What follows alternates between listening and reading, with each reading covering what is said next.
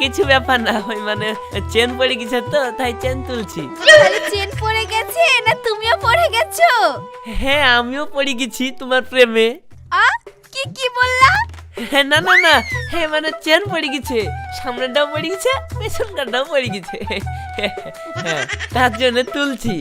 শুনো, আমি সবই বুঝতে পেরেছি যে কে কোথায় পড়েছে। যাও এখন বাড়ি যাও, আমি স্কুল থেকে ঘুরে আসি। সবই যখন বুঝে গেছো তাহলে আমার উত্তরটা দাও। I love you.